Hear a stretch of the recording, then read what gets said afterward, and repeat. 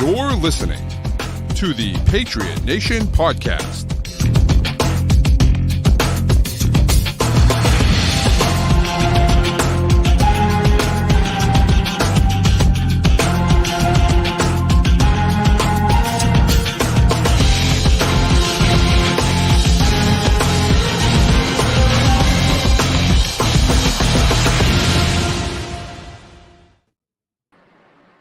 To another edition of the Patriot Nation podcast presented by FanDuel, the official sports wagering partner of CLNS Media. Go to fanduel.com/Boston to sign up today. It's your boy Pat Lane, as always, here with my guy Matt St. Jean. And today we are joined by one of our favorite people in the entire world. You know him, you love him. He's a Patriots reporter for NBC Sports Boston and the host of the other show you should be listening to on in the offseason, the Next Pats podcast. It's Phil Perry. Phil, thanks for coming on, man.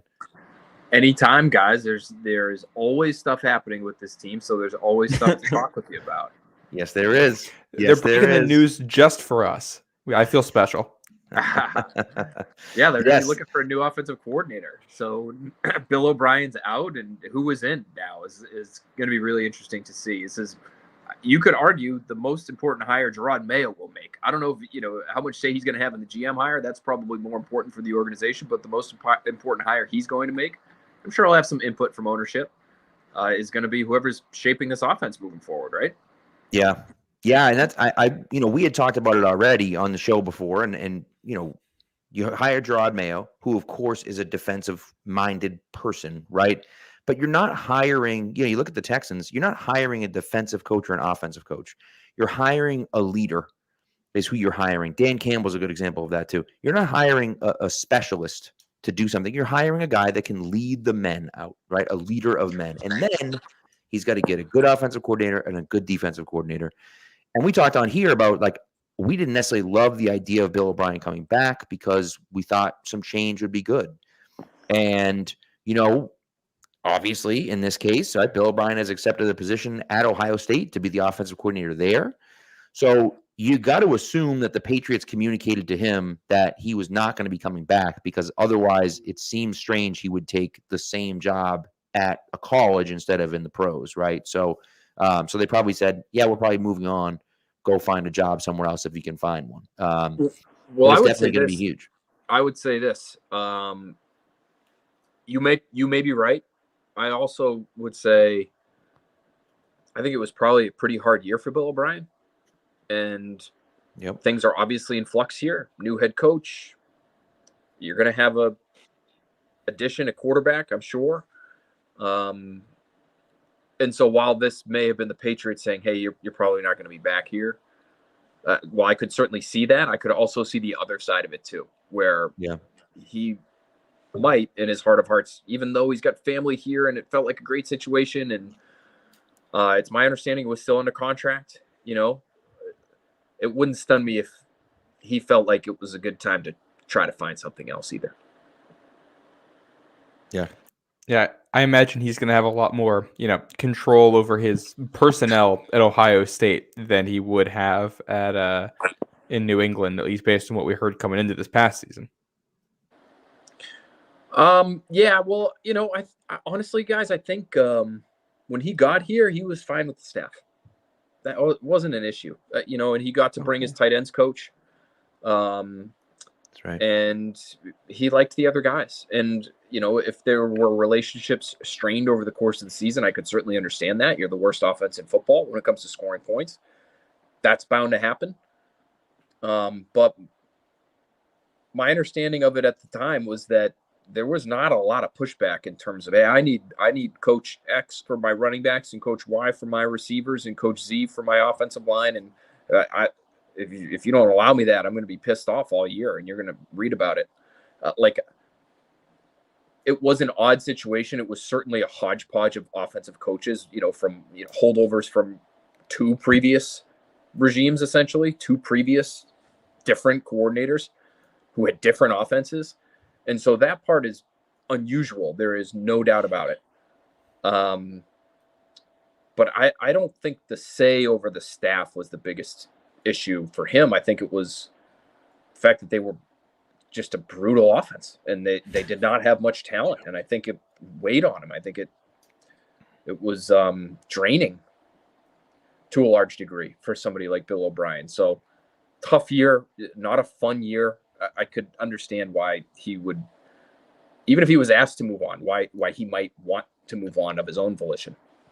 Yeah, one of those mutual partings, kind of like Belichick had, right? Yeah, and I'm not saying that that's what happened. I don't know that, but it could have been, though. Based on what I know in terms of what kind of year it was for him, that wouldn't surprise me. Yeah, makes sense. All right, so who do you think? So now that Billy O is gone, and I'm sure it'll come out in the next few days as to why or some of the reasoning behind it. But who is on the short list for you? Who are the guys? The Patriots interviewed guys last year for the offensive coordinator spot, right? Guys like Sean Jefferson and guys like that. So is there, who's on that short list for you this year? Is it guys that interviewed last year? Is it brand new guys? Is it guys on the staff? What do you think? I think it's going to be new guys. I'm not sure it's going to be guys on the staff because I'm not sure. Although Adrian Clem did interview for the offensive coordinator job last year, if I remember that correctly, and ended up obviously getting hired to be the offensive line coach. Yeah. I'm not sure there's anybody on the staff who necessarily would qualify. Troy Brown's been around for a while, and I know I believe he's going to be an offensive coordinator down at the Senior Bowl this year. I think I saw that the other night. He was the head coach for I think they were the West team, which didn't make a whole lot of sense, but the Patriots were coaching the West team at the Shrine game last year. Oh, boy, yeah. And he was the head coach. So he's been sort of in training for a higher level job these last couple of years now, but I don't think anybody necessarily on the staff right now would qualify as offensive coordinator. I think it's going to be an open search. It'll be interesting to see if Josh McDaniels is interested at all. Would he rather go with Bill Belichick? That's something he knows. That's an offense that Bill Belichick respects.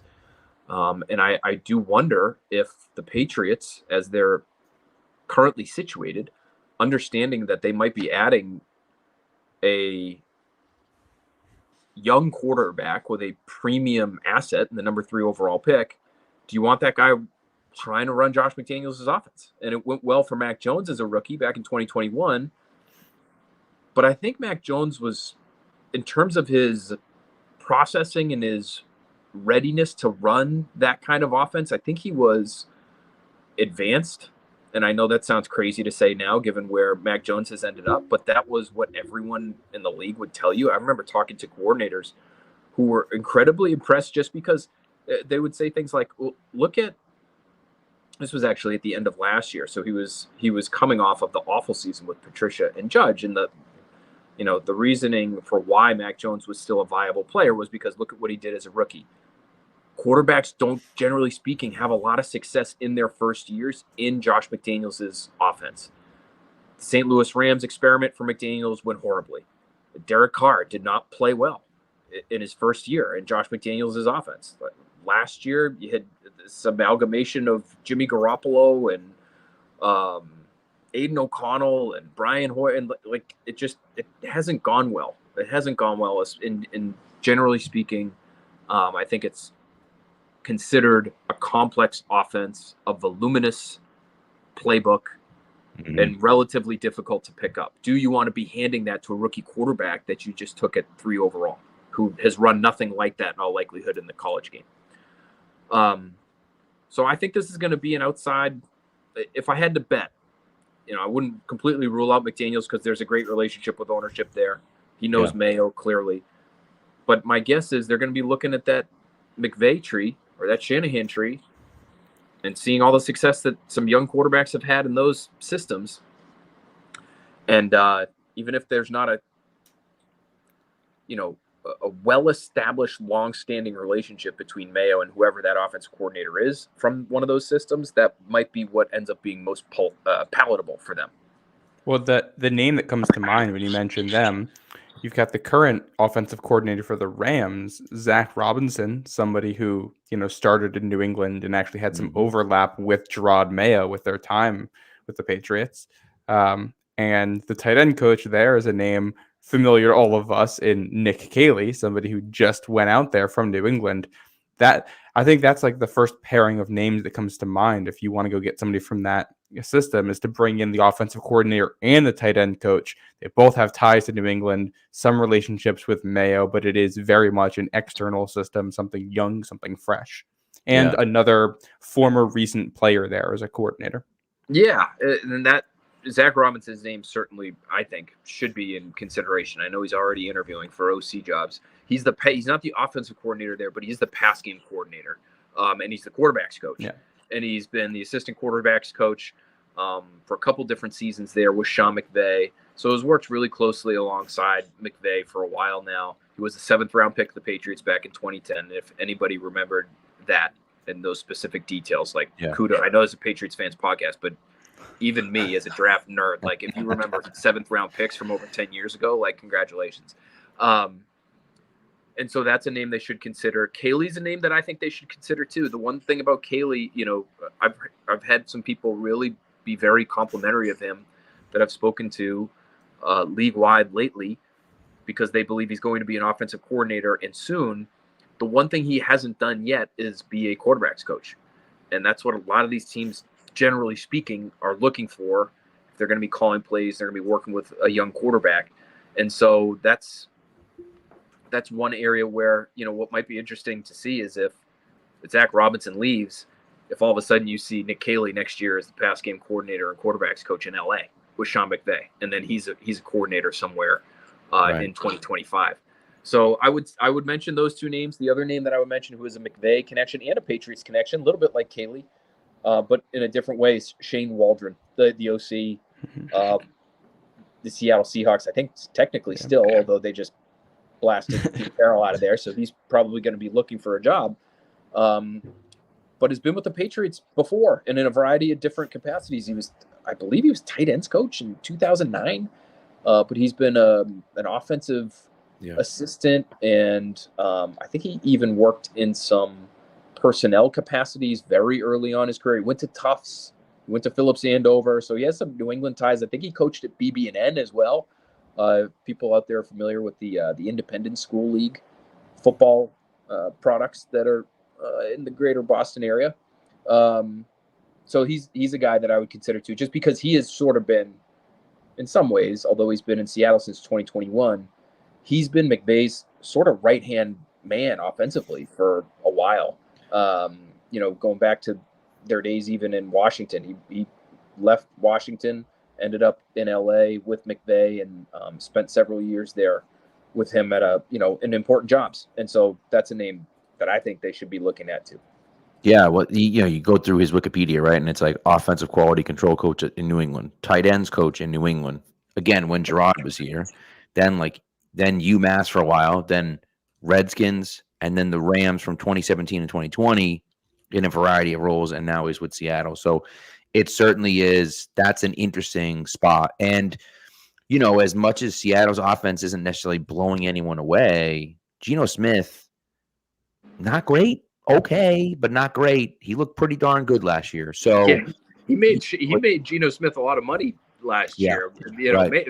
However involved he was in Geno's explosion last year, that's a feather in Waldron's cap potentially. For sure. And if you're going to get a guy, we're going to talk about the quarterbacks at some point coming up here, but if you're going to get a guy with some mobility, a guy that can move a bit, which we all kind of hope is going to be the case, you need someone that can do that has that in their repertoire. And for me, I don't see anyone on the roster that can do that. And so they have to go out there and get someone, whoever it might be. I know Matt is a Michigan fan, so we all know who he wants as the quarterback. But nevertheless, whoever it is, it's got to be someone with some mobility, I think. Yeah, and there's a few other guys that are sort of from a similar tree, that Shanahan McVay tree. Clint Kubiak, who's Gary Kubiak's son. He was the offensive coordinator, quarterbacks coach for the Vikings for a bit. Now he's the pass game coordinator for the Niners. That's a name. It wouldn't stun me if he ends up getting some interviews. He's 36, 37, somewhere in there. So it feels like it's about the right time for him to get some looks like that, especially after working with Brock Purdy and helping that offense look the way it's looked. And then Dan Pitcher is a quarterbacks coach for the Bengals. He's obviously worked with Joe Burrow the last few years, and again in a relatively similar system from that tree. So maybe that's somebody that they'd bring in for a look as well. Yeah. Any chance you think Sean Jefferson comes back? And I don't know. I don't think he's qualified to be, certainly not as qualified as these guys are to be the OC, because I want an OC that has that quarterback's coach background, because we probably are going to be dealing with a rookie quarterback. But, I don't, maybe Troy's a very good coach. I don't know, but I've seen nothing out of the wide receivers lately. Right. And maybe, maybe the situation is that, it's something similar. He was in Carolina last year, so it's maybe something similar with Carolina where you haven't seen a ton of growth. But I feel like Troy maybe could go somewhere else in the staff. But wide receiver coach, I just feel like isn't it for him. Yeah, I'm not sure. That's a tough one. It's like, is it the chicken or the egg, right? That receiver position has obviously been tough, but has Troy had much to work with there. Yeah, right. That's true. Talent-wise, that's been a mess of a position for several years now. As far as Jefferson is concerned, he's a really well-respected guy, and he's been associate head coach for the Cardinals. I think that's where he was last year when the Patriots interviewed him. Yeah. So he's been around. He's very well-respected, and so it wouldn't shock me, especially if Mayo. One of the things that Mayo said to me in our one-on-one that we did, which is on the Expats podcast, if people want to find that, I believe if that's not posted now, it'll be posted early tomorrow morning, was that he's going to be encouraging of former players to come back. And, whether that's visits, guest speaker opportunities, or coaching opportunities. It wouldn't surprise me if, he is looking for people he trusts, and that he understands, they understand what it takes to do in the moment when the reps are live, and how to get players to respond and react the way that Mayo wants them to. So, it wouldn't shock me if he's making calls to players right now and trying to see, gauge their interest, especially guys that would have backgrounds on the offensive side of things. Because I think if all things being equal, he'd like to keep the defensive staff as similar as possible to the staff they had last year. Why change it? That went pretty well. But Sean Jefferson fills, obviously, Patriots fans know, like he fills that mold, if that's what you're looking for. If you like, it's what they're doing in Detroit, right? How many former players on the coaching staff in Detroit? And they really feel like that's helped them. That brings something to the table that some others might not. So it wouldn't shock me at all if he was back for another interview this year. That's a good point. And I do think, with these kids now, I do wonder if they respond more to the former players. And you also see now so many more former players trying to get into coaching, whereas I feel like, yes, there are former players that got into coaching before, but I don't know if it was as prevalent as it is now. It may have been, because, there are, Herm Edwards is a former player. There's a bunch of guys that are former players, but I just don't know if it's quite as prevalent, if it's more prevalent now than it was, I think coaches are realizing, whether they're former players or not, that one of the most important things you can do as a coach right now is get your players to play for you and get them to respond to you in a very real and at times emotional way. And so getting that connection with the player, to be able to reach them in that way and get them to respond to your coaching in that way, I think can be a real barrier. But if you're a former player, part of that barrier comes down almost immediately, because the player that you're trying to coach has a almost built-in respect for who you are, because they understand what you went through to get to that point in your life. Okay, this guy played. Okay, I know he knows what he's talking about. There's an instant credibility that comes with that might just allow for a quicker adaptation to a new coaching staff. Okay, I might not know this guy, but I know what his past is. And so I'm going to eat up everything he tells me because he had a real career in the league. He won games that mattered in this league. And maybe I haven't. Maybe I'm a rookie. Maybe I'm a second-year guy. I'm still on my first contract. I'm trying to make as much money as that guy did. I'm trying to win as many games as that guy did. So I better listen.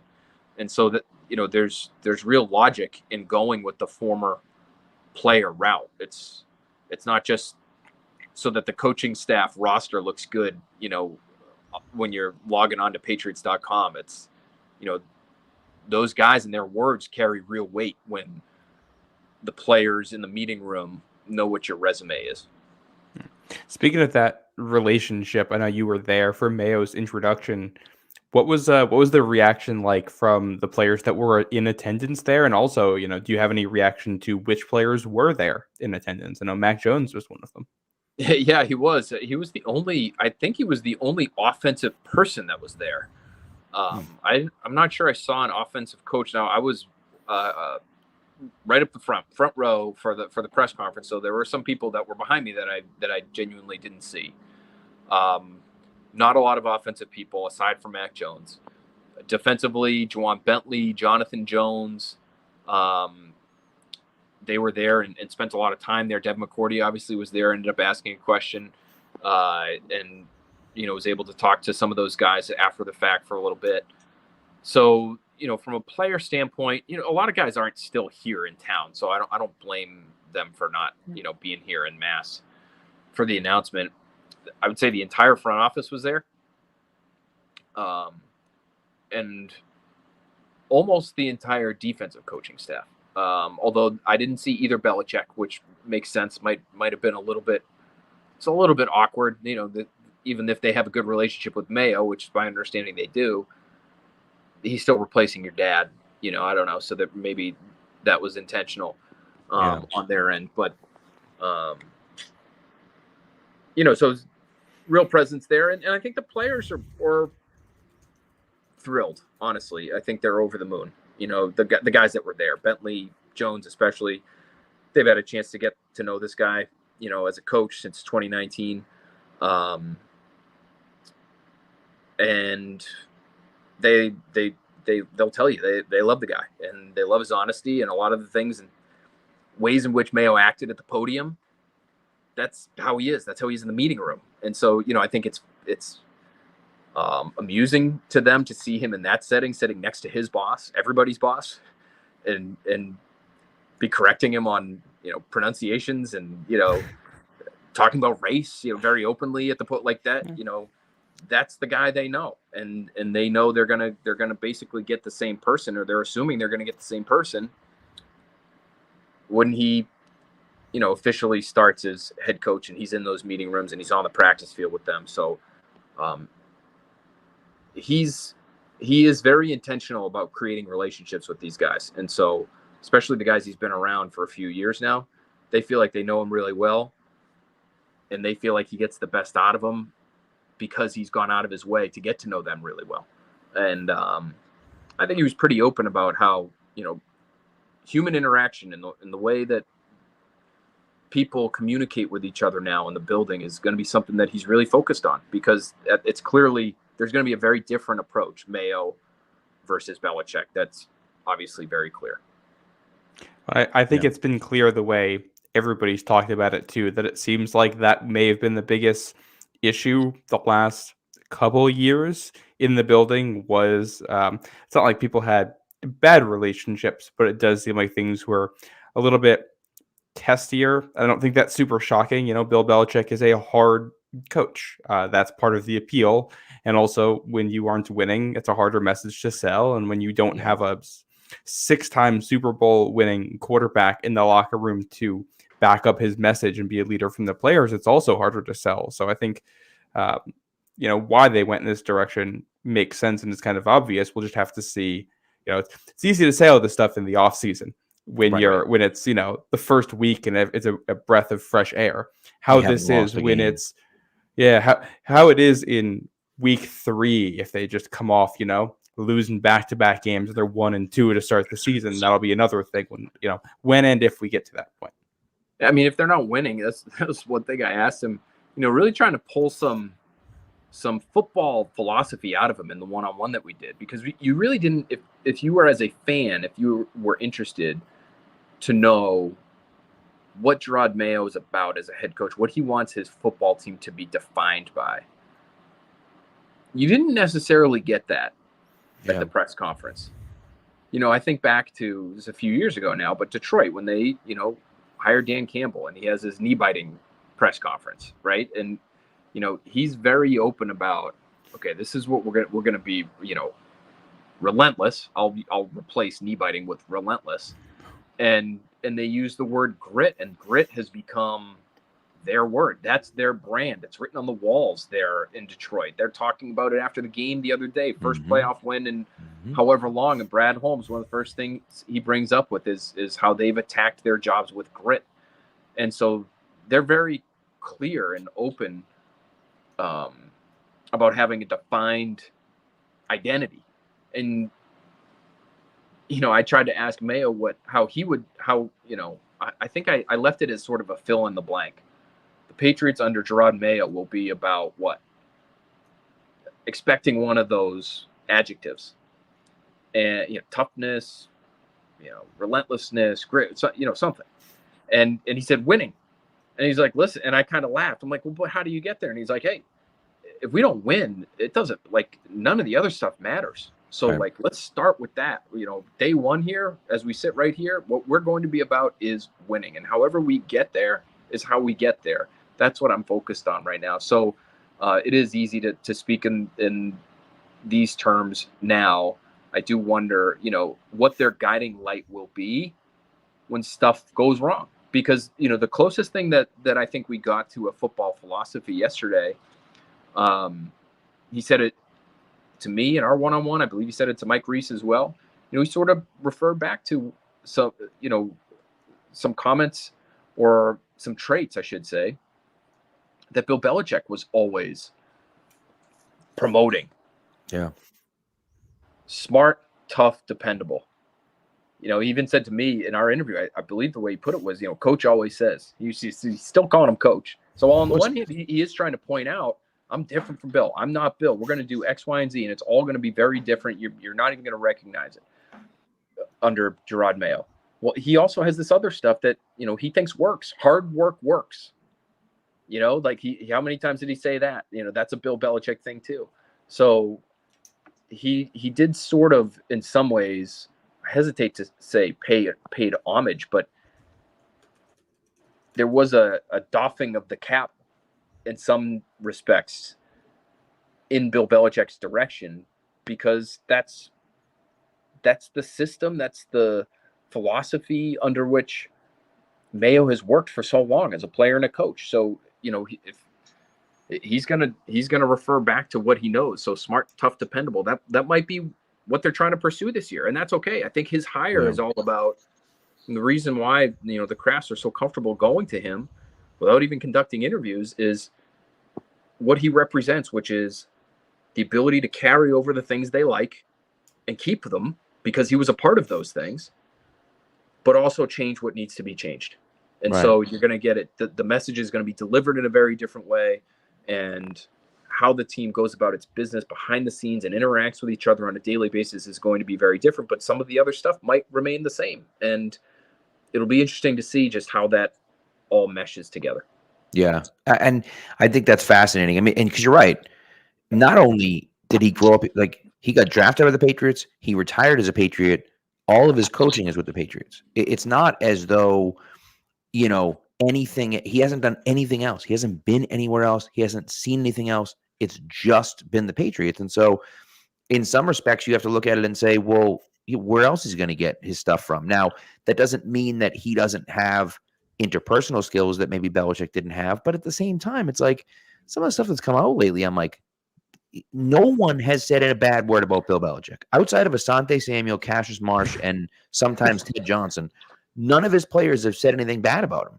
So, clearly he had pretty good interpersonal skills, right? And maybe it was just because they won with him. And so, with him, so it doesn't matter. But for me, I just look at it and say well, yeah, fine. Maybe he'll have better relationships with the guys, and maybe he'll be more of a player's coach, quote unquote. But like, what does that mean? Like, maybe he's a guy like Dan Campbell, because Dan Campbell might be a player's coach. He's a hard ass. Like, he's pushing those guys to work their asses off, right? He's not. And so you don't necessarily have to be, take it easy all the time to be a player's coach. And maybe that's what he's going for. But I just think that, I don't know. I'm curious to see how different it really looks. He can say it's going to look different. I'm curious to see how different it's really going to look. What I would say is, in terms of the player interaction, and the relationship building, if it's not vastly different, something's gone horribly wrong. Yeah. It needs to be different. There needs to be a different level of connection from the head coach, especially to the younger players. Now, you're right that, Bill Belichick's he's been a great coach for a long time. And so you're not going to hear a lot of people bash the way he's done things. But I can tell you, there are players, guys that aren't even that young. Like, I've talked to players this year, third, fourth year in the league, and they're talking to me about how they feel like they just this season, again, third or fourth year in under Bill Belichick, feel like they kind of have broken down a wall with Bill. And like, I really felt like I could talk to Bill this year. And I'm sitting there as a reporter and I'm saying, you've been here for 3 years and or 4 years. And in the 3 previous years, you felt like you couldn't talk to your head coach. How is that healthy?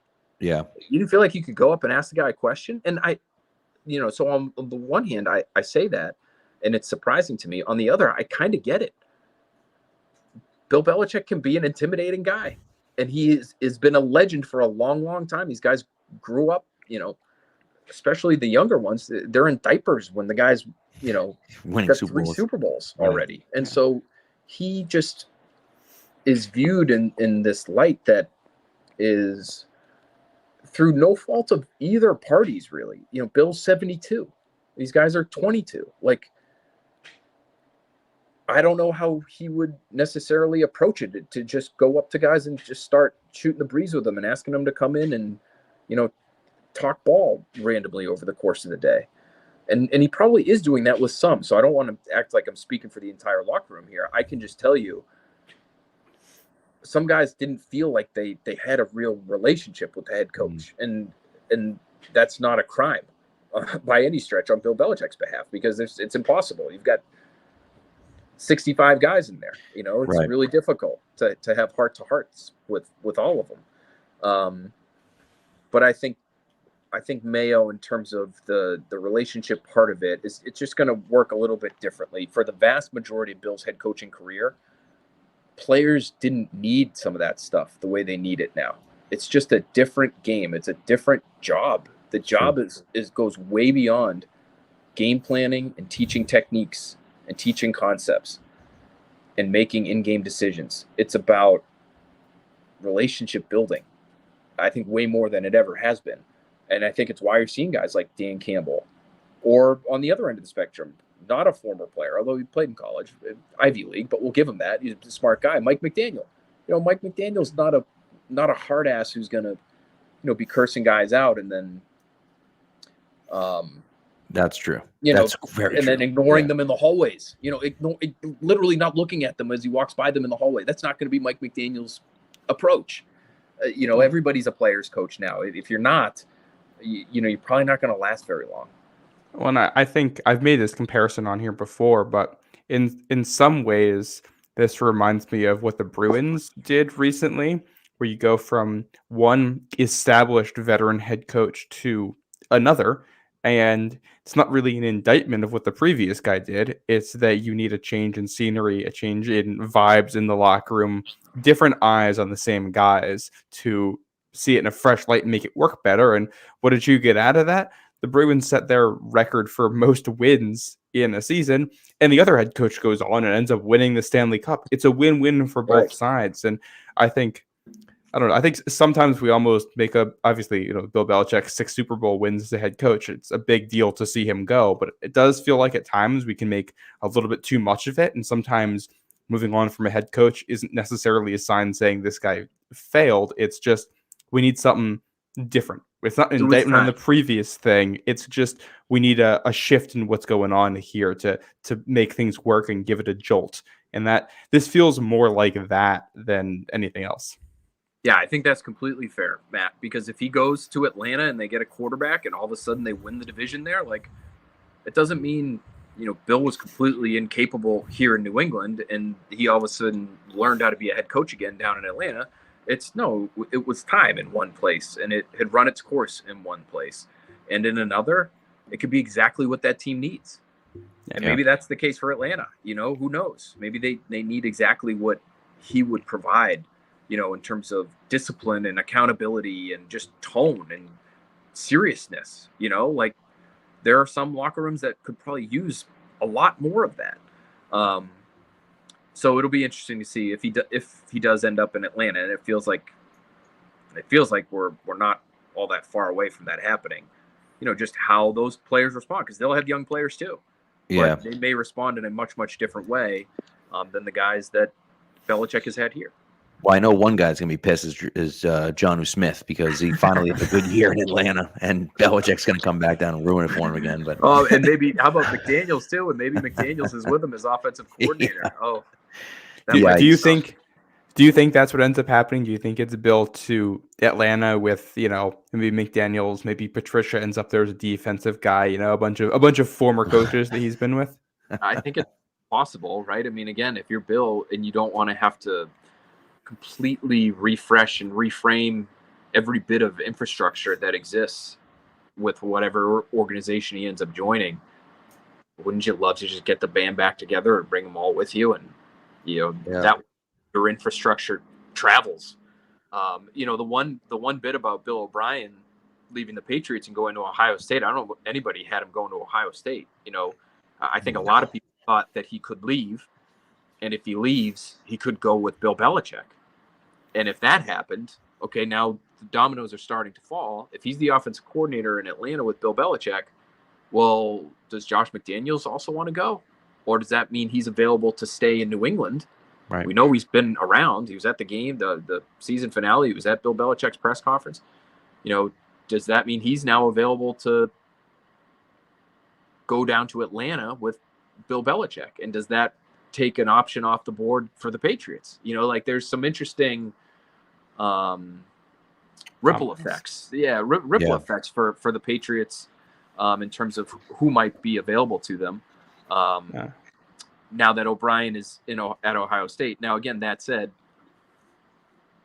I don't know how great a fit McDaniels is for New England right now, aside from this, what I've been led to believe in the past, at least the recent past, has been a great relationship with ownership. Yeah. And, that matters. So maybe he does end up here in New England, but it looks like that offensive coordinator job with, or for Bill Belichick, wherever he ends up, is going to be open in there for him if he wants it. So that would be really interesting to see who ends up going with Bill and what that means for the Patriots. Yeah. Speaking of the coordinator jobs, I had a question from our last show. I was thinking about, they interviewed for the special teams they didn't interview yet, but they requested to interview for the special teams coordinator job. It's my understanding that there are people currently in that job. Does that mean that contracts have expired on the current special teams staff for New England, or are they openly looking to interview people while the job is filled? Do you have any insight there?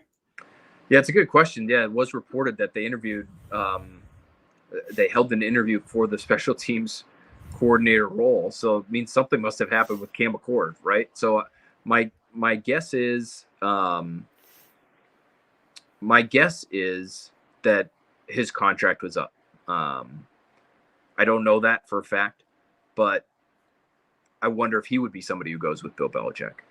I think the special teams, it's no secret, had a rough year this year and have had a couple of tough seasons here. So I don't think that's a surprise to anyone, but again, what I just find it fascinating that you have a head coach who hasn't been many other places, and so I would love to know what his Rolodex looks like, right, when it comes to potential assistants, because it's not like he's, there are some coaches who are around his age who are 37, 38, but who've been with over the last 15 years have been with 5 teams and have made connections both on the personnel side and the coaching side.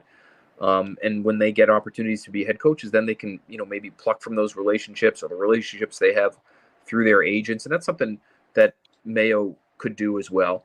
But I find it fascinating, because that special teams thing, nobody talks about the special teams coordinator job, right? Everybody's talking about GM and OC and quarterback and all these changes that are about to be made. But the special teams job's a real job. And, until they completely eliminate all kicking plays, which they are dead set on doing, until that happens, that is going to be an important role, whoever gets it. Yeah. I mean, to your point, like Shane Waldron, who we talked about, right, has been with the Patriots and UMass and the Redskins and the Rams and the Seahawks.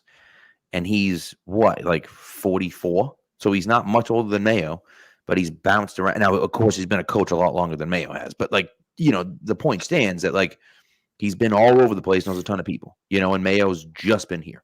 So it's definitely, you wonder what it looks like. And is it your understanding that Gerard Mayo is the one who is assembling the coaching staff and requesting the interviews? Is he getting help from the front office? Are others involved? Do we have any idea who's behind this process? Yeah, no, what I believe is these are going to be Gerard Mayo decisions. But he is going to, as he mentioned at his press conference several times, he's going to lean on other people. So he's going to lean on experts. I think when it comes to the offensive side of things, he's going to lean on people he knows who understand that side of the ball and understand what they're looking at league-wide on that side of the ball and what's working, especially with the young quarterbacks. I look at Jordan Love and CJ Stroud right now. Throw Brock Purdy in there too, even though he's not a first-round pick. Just how beneficial these Shanahan McVay style offenses can be for these young players, whether it's Bobby Slowick running it or Matt LaFleur running it. It's all from the same family, and so he's gonna lean on people who know these guys. So even if there's not an outright previous connection with some of these guys, I'm sure Mayo and others will do their digging on them and find people who do know these guys a little bit better as they go through the process. But I think it's going to be his choice. And it's actually interesting. One thing now that we're talking about this that he mentioned in our one-on-one was, I asked him essentially, and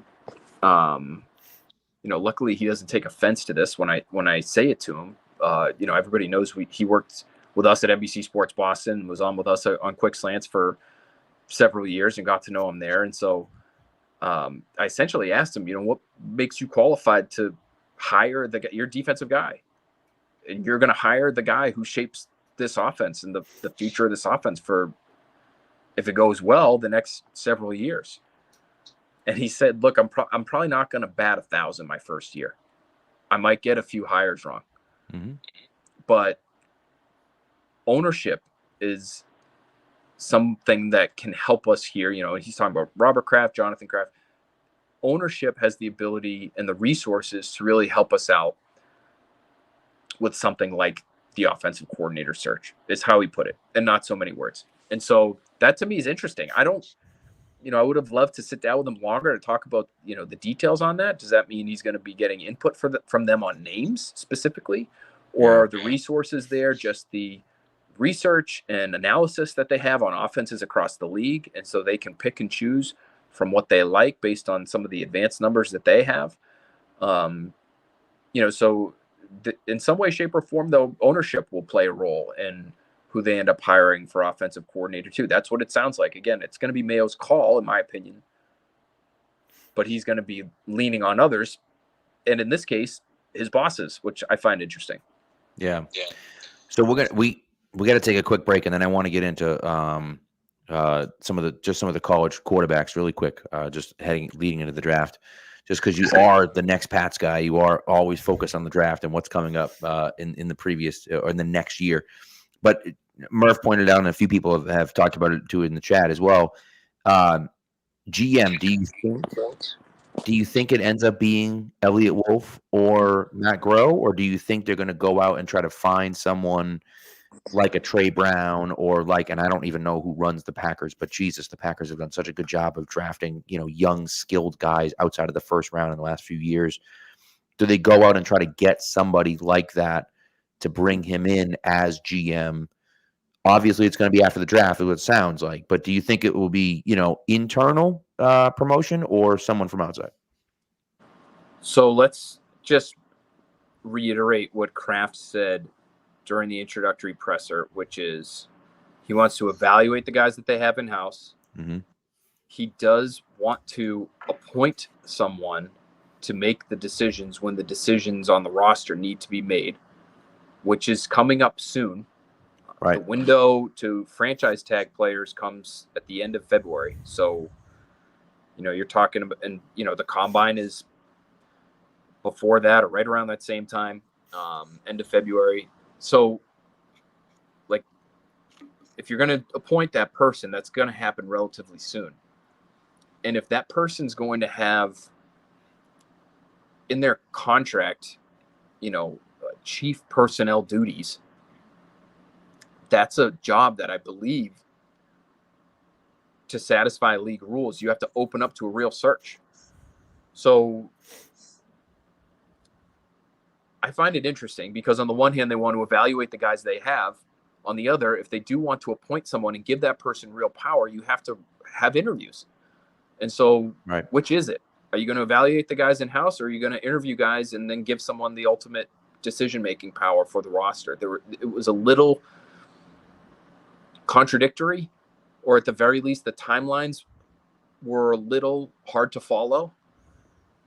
And so what I would say is this. Since those comments got made by Kraft, there are a number of people in personnel in the league who have been sort of in and around this situation.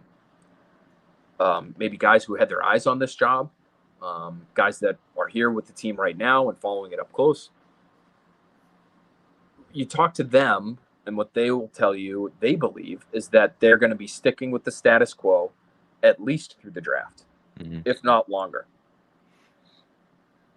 I would not anticipate a general manager gets hired with that title. That's not my expectation. If they give the decision-making power to someone, again, without the title, I think they've got to interview for that. It would make very little sense to me, all that being said, if they do decide to add a body after the draft, to give that person shot calling ability, because all the shots have been called. Right. Every important decision's been made by the time the draft's over. I mean, just about. You can still make trades, and you're going to get to training camp, and you're going to be cutting down to 53, and all that matters. But you just use, you're among the league leaders in cap space that you just used on your free agents in March. And you get the number 3 overall pick, and you're picking again in the 30s at the top of the second round. And then, so you're going to let somebody who's internally here that you're trying to evaluate make all those decisions. And then at the end of all of that, you're going to bring in somebody over the top of them to be their boss. Yeah, it seems strange. That doesn't make sense. So I think what might happen, guys, is Elliott Wolf somehow establishes himself as the lead personnel person. And maybe after the draft, who knows, maybe before the draft, although, again, people in the league aren't really expecting a whole lot to be added here. Somebody like a Dave Ziegler gets added. Somebody who has a good relationship with Elliott Wolf, who still has a good relationship with the Crafts, but not as the boss, as another voice, as added brain power to the front office, as a right-hand man, maybe, for somebody like Wolf, who's been a general manager, who's run drafts, obviously not for very long in Vegas, but he had a pretty productive offseason here, in that Nick Caserio, Matt Groh, Scott Pioli, VP of player personnel role. And he only did it for one offseason, 2021. But that was the Mac Jones, Christian Barmore, Ramondre Stevenson draft and that massive free agent spending offseason. So there are some conflicting messages, I would say, coming out of Foxborough in terms of how the personnel is going to be handled. But the people around the situation believe that this is basically going to be it. And if anything, maybe you get a slight change after the draft, but probably not a true general manager. Yeah, I just think, and I'm very worried. I'm very worried about that because I said so much on Pat's pulpit and here as well that like you're running it back. You're basically you're hoping that Gerard Mayo is the next Bill Belichick, essentially, that he can coach and find guys, and that worries me. In the same way that drafting Matt Jones is trying to find a new Tom Brady.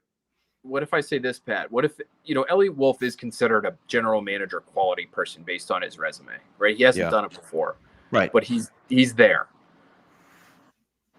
I mean, if he's the guy who is essentially running personnel,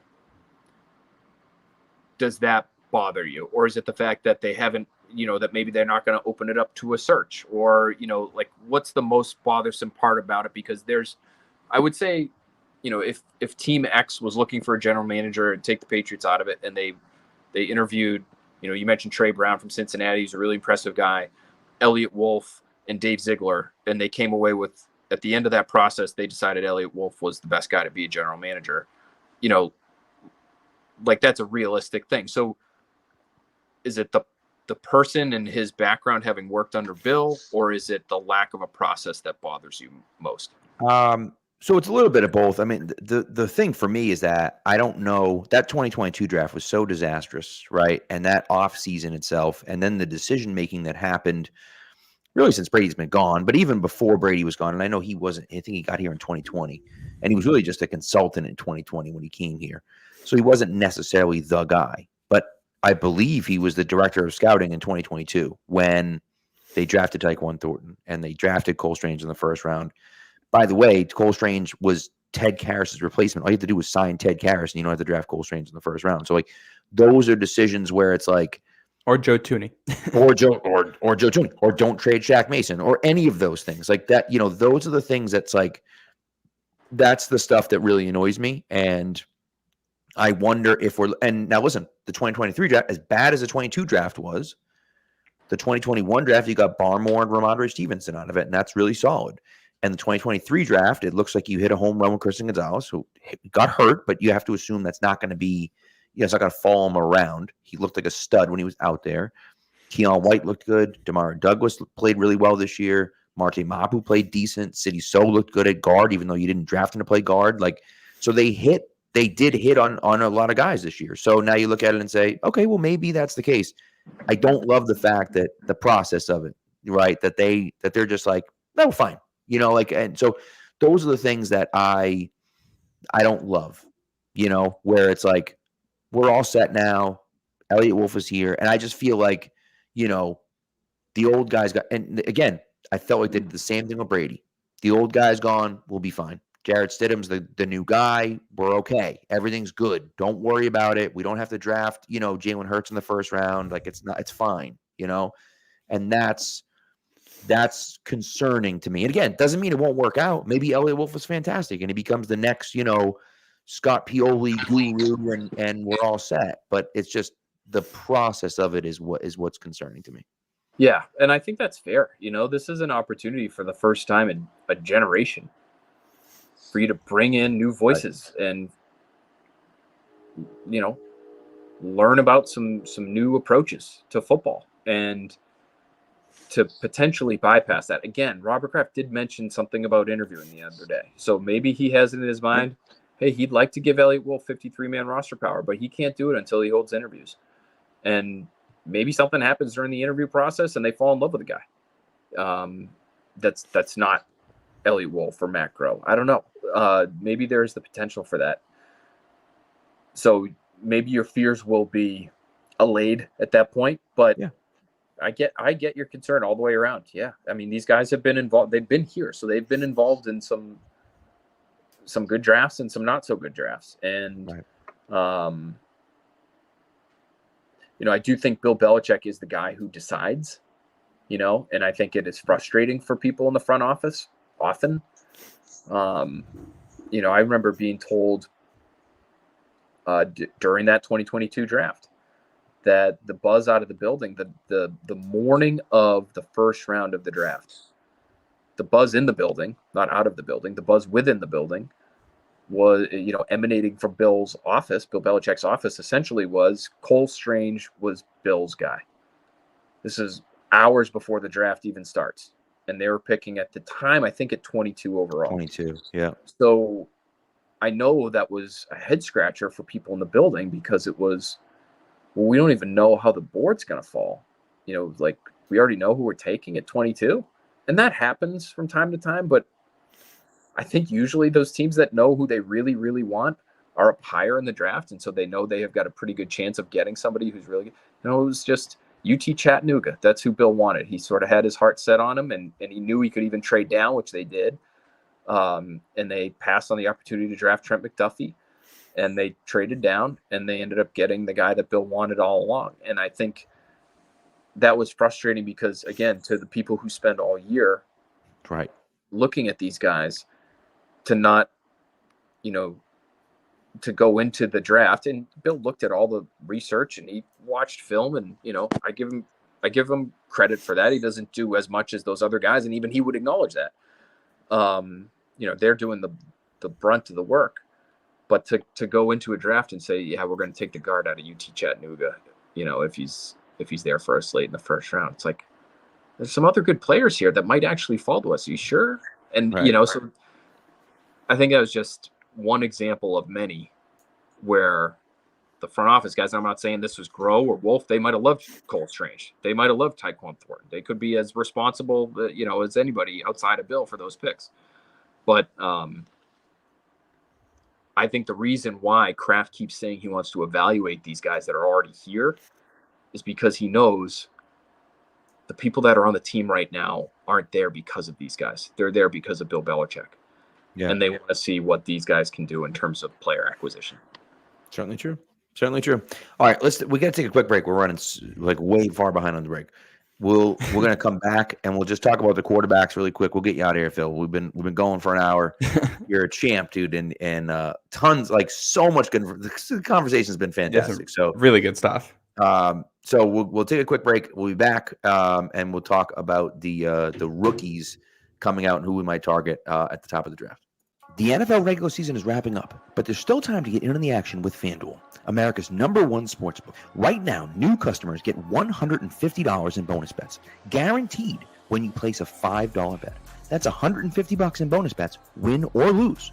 The app is so easy to use, and there are so many different ways to bet, like live same-game parlays, find bets in the new Explore tab, make a parlay in the Parlay Hub, the best way to find popular parlays, and more. So visit FanDuel.com/Boston and make your first bet a layup. FanDuel, official partner of the NFL. Must be 21 plus and present in select states. FanDuel is offering online sports wagering in Kansas under an agreement with Kansas Star Casino, LLC. First online real money wager only. $10 first deposit required. Bonus issued as non-withdrawable bonus bets that expire 7 days after receipt. Restrictions apply. See terms at sportsbook.fanduel.com. Gambling problem? Call 1-800-GAMBLER or visit fanduel.com/RG in Colorado, Iowa, Kentucky, Michigan, New Jersey, Iowa, Pennsylvania, Illinois, Tennessee, and Virginia. Hope is here. Visit gamblinghelpline.ma.org or call 1-800-327-5050 for 24/7 support in Massachusetts. Or call 1-877-8-HOPE-NY or text HOPE-NY in New York. All right. So we are back, and we seem to have lost Phil, but there he is. He's back. So, all right. So Patriots sitting at number 3. I think, there's a lot of question marks as to what Chicago is going to do at number 1. They obviously have Justin Fields. There's a chance that they move on from Justin Fields and they're going to want to trade him. Maybe the Patriots will be interested in trading for him. There's a chance that they keep Justin Fields. And in that case, we'll probably be looking to move the number 1 pick. And the Patriots might trade up to the number 1 pick. If you had your choice of quarterbacks, Phil, you had the number 1 overall pick. Let's say the Patriots make a trade. They get to the number 1 overall pick. Who is your guy at number 1? And then, follow-up question.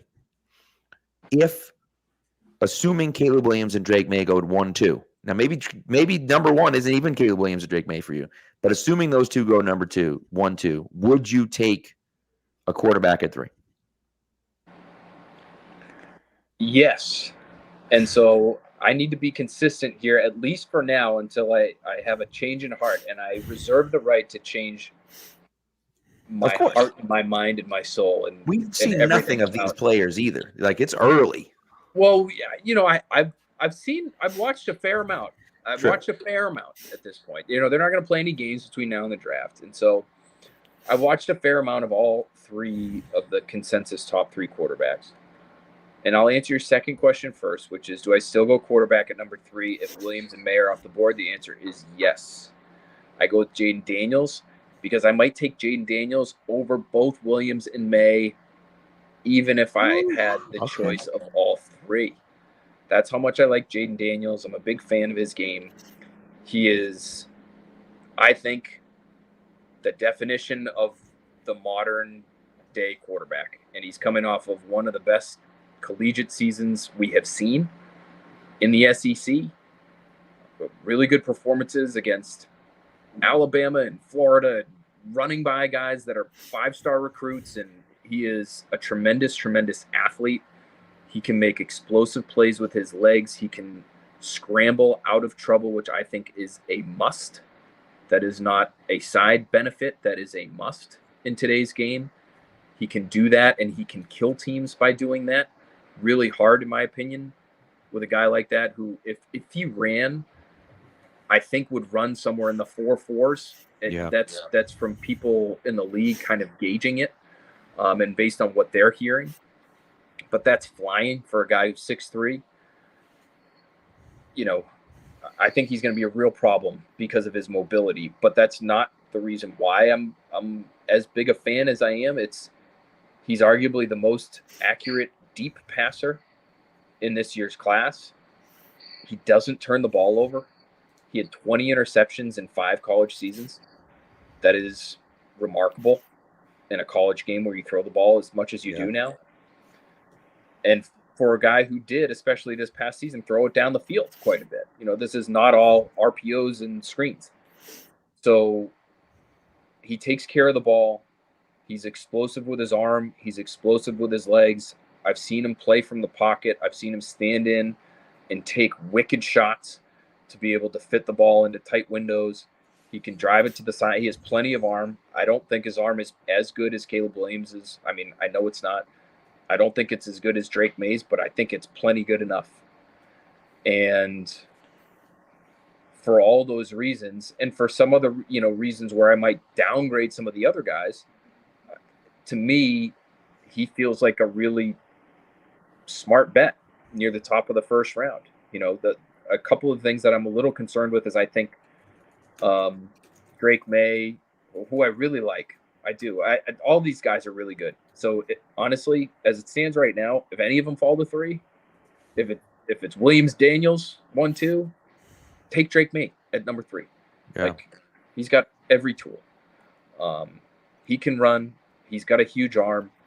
He's a little, I think, less polished on some of the throws you would expect your guy to make. That's what made Brady great, right? Not wanting anybody to be Brady at this point, but what made him great was he made every throw he should make. And then he made some special ones on top of it, but he never missed the throw you expected him to make. And the thing with Caleb Williams, to me, that's a little concerning is the ball security, and just his overall approach offensively, and there are going to be offensive coordinators who are okay with that, the freelance element to his game, because it's part of what makes him so special. He's so physically talented. He had 16 fumbles this past year alone. 16 in one season. And I understand you're trying to be Superman because your defense stinks and you got to score 50 every game just to try to win. And so maybe that's leading to some bad habits. But that scares me a little bit. It's just the volatile nature of his game. Again, whereas compared to Daniels, tougher conference, better defenses, turns it over much less. Now, the one I'll I'll be honest on Daniels. He's not a perfect prospect. He's skinny. He doesn't slide. I think he's, there are some dangers there in terms of injury risk. And he threw to some unbelievable. He's going to have 2 first-round receivers in this year's draft.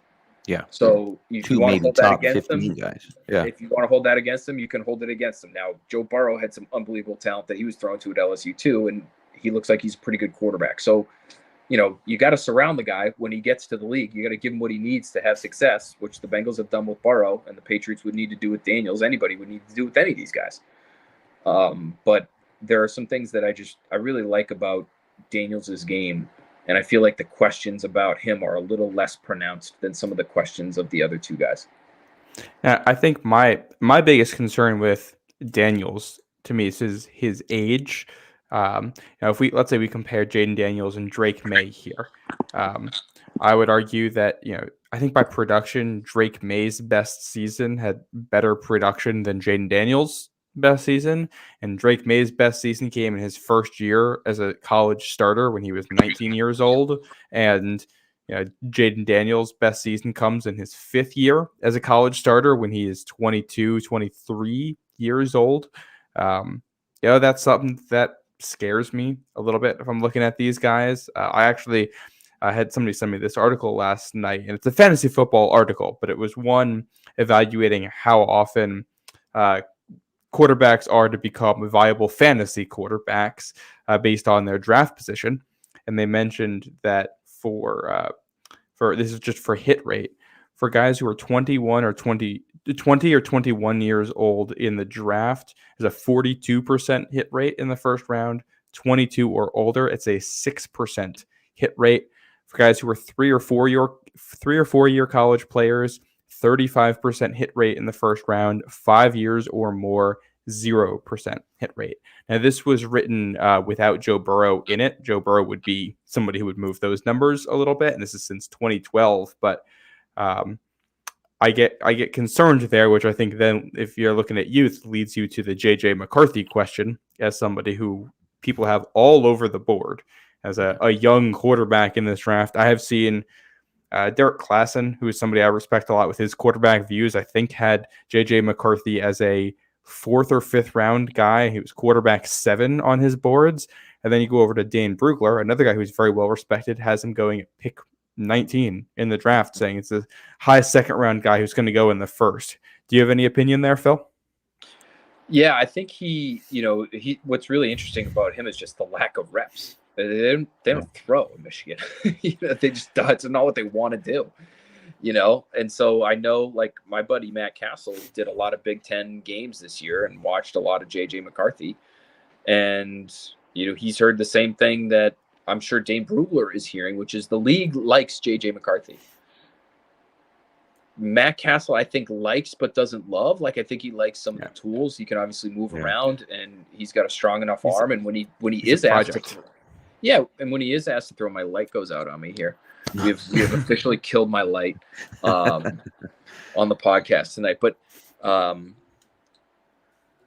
think the age question is a really interesting one, especially at this position, because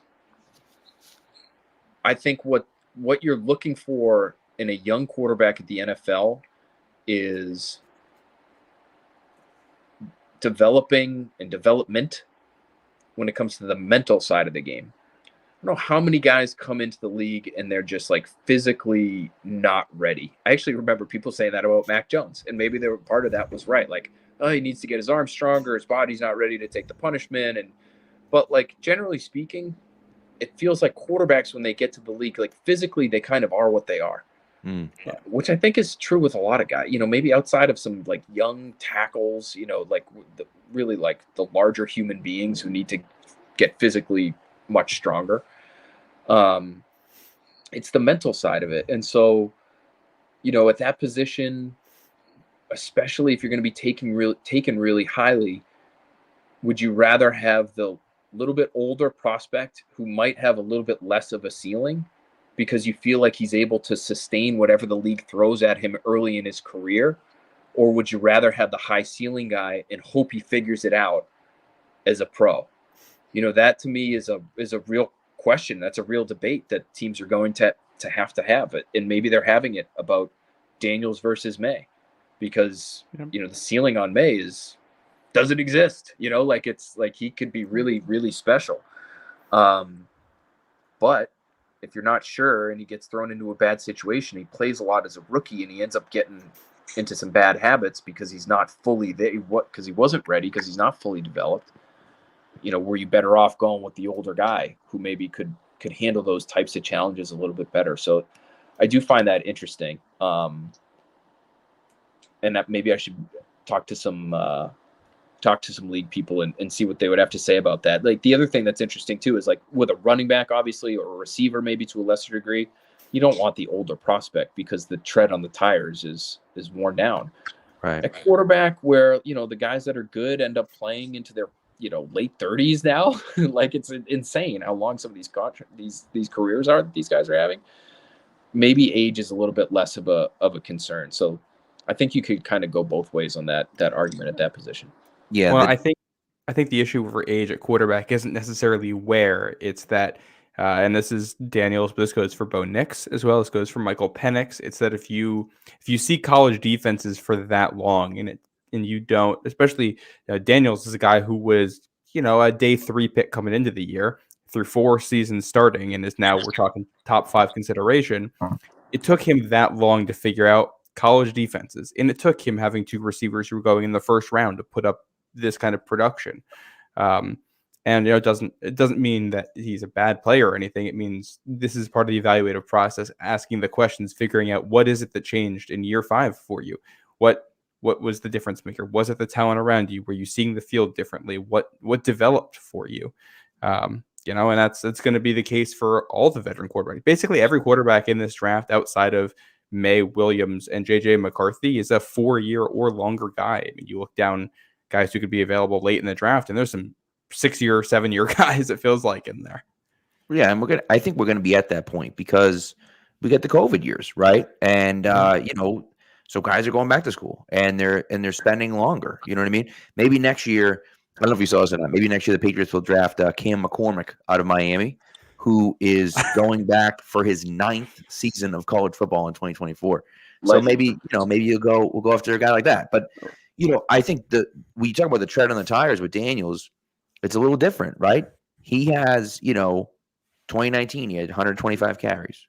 2021 he had 138 carries. 2022 he had 186 carries. This year he had 135 carries. So he's not just throwing the ball in the pocket. He's running a good amount, right? And that's, roughly 10 carries a game. It's not, he's not running the ball 30 times a game like some of the running backs are, but that's still a good amount. You talk about like 500 carries or so, maybe a little bit more. That's quite a few carries for a guy who you worry about how much can he hold up. And part of it is that he can move and run. And so, you worry about that. At the same time, you mentioned Joe Burrow. Joe Burrow was in school for 4 years. Now, he wasn't a starter for 4 years, but he was a starter for 2. And, really was, again, a day 3 guy coming into his last year, throws for 60 touchdowns, gets drafted number 1. So, you wonder, like, it can happen, but it's, there's a lot of questions. And I think that, again, in my opinion, outside of Williams and May, and even May, there's some questions, I think, too. But, there's a lot of question marks with all of the quarterbacks. And, maybe the best bet is to take Marvin Harrison Jr. Shoot, maybe it's to do what Murph and a lot of other people want and trade back to 5 or 6 and draft Joe Alt. You know what I mean? Like, you don't like I don't want it, but maybe that's the best thing to do, especially if Robert Kraft's going to be cheap and not re-sign Mike Onwenu. Yeah. I guess I and this is a biased perspective, and maybe it's too prevalent in the league, because I think it is prevalent in the league. I so respect guys that play against the best competition. Yeah. And I think it matters. I think it really, really matters. And I think Drake May having a good year, a couple years in the ACC is nice. I don't think it's as impressive. Like, it's I want to be careful what I say here, but like it's just different, you know. The Pac-12 is not the SEC, and so maybe I weigh that too much. Well, because But there are things you can get away with against some of that, you know. And listen, the teams that those guys played with aren't as good either, so they had to be superheroes. But there are things you can get away with, I think, in those conferences that you can't get away with against SEC defenses. I really do think it's just a different level. Yeah. And I think that does have an effect on the quarterback play. The flip side, I think, is that you look at the last two, big quarterbacks come out of the SEC, and you're looking at Bryce Young and Mac Jones, and you look at, I think of ACC quarterback, I think Trevor Lawrence. When I think Pac-12 quarterback, I think Justin Herbert. So I think, I don't know. I feel like if you're a good quarterback, it'll just show up on tape regardless of what conference you end up playing. There's a lot. Josh Allen comes out of the Mountain West. And where's Texas Tech? I don't even know. I don't know college football enough to know where Texas Tech is. But Big 12, right? Yeah. So, I don't know. I think if you're physically, and these guys are the guys this year that are coming out of the Pac-12 and the ACC are physical freaks. But all those guys we just mentioned, Mahomes, Herbert, Lawrence, are physical freaks. The other two guys are not. So if you in terms of the Alabama quarterbacks that you mentioned coming out, right now, Joe Burrow's not really a physical freak either, but he's a good player. I think it just comes down to once you get in the league, how you're handled too. Again, I hate to bring up Mac Jones for like the 15th time in this podcast, because he's probably not even going to be on the team.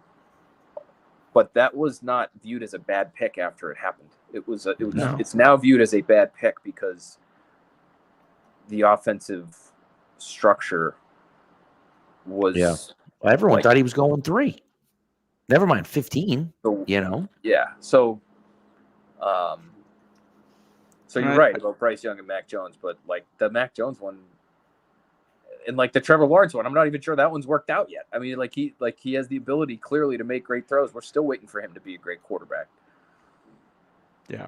And we'll see what happens. I think the other possibility here to talk about, you mentioned kind of situation and what happens with the quarterback. I think we've kind of seen a common theme here that generally the quarterbacks who sit their first year end up doing better, guys who can sit and learn. And it does make me wonder here, if you're New England and you don't love any of these guys, do you take a Marvin Harrison Jr. in the first round and whatever quarterback is there in the second? Michael Penix, Bo Nix, that's somebody Dane Brugler had the Patriots taking.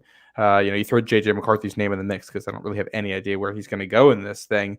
Do you consider, we're going to get a number 1 wide receiver, a guy who, has Hall of Fame upside of the position, go sign Jacoby Brissett this offseason, and let Brissett and some guy in the second round compete for a job and maybe sit your rookie for the first year and then see where you're at after a season? You could definitely do that, and that might end up being the best thing to do. I just, and it's hard, right? Like, we haven't followed a team that's been in this position. And so it's going to come down to how they evaluate these guys. Yeah. But if you think one of these top 3 guys is a franchise quarterback, you can't pass it up. No. You have to take them. You just can't. Like, you don't get the opportunity to take these guys. 100%. And next year's class, now again, who knows, right? But next year's class doesn't look as strong. Quinn Ewers is probably coming out next year. Shedeur Sanders, who I love, Shedeur Sanders will probably come out next year. But will you be bad enough to get one of those guys if they're going to go, in the top 3? We don't know that, right? There's no guarantee, right?